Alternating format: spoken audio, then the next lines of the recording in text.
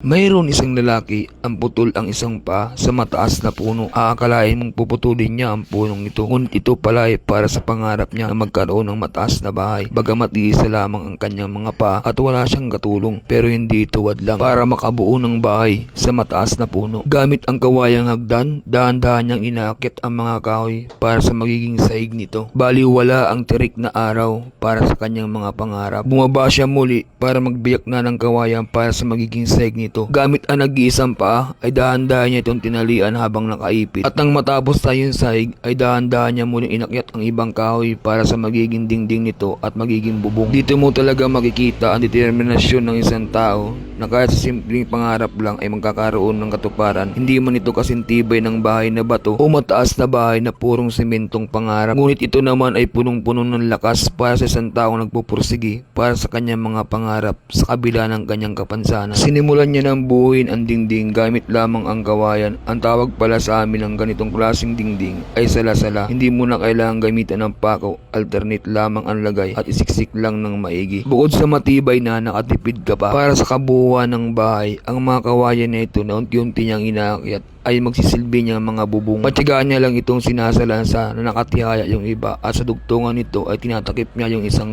pirasong kawayan para hindi tumulo. Unti-unti nang lumilitaw ang napakasimpleng bahay at kakaiba na purong kawayan lamang.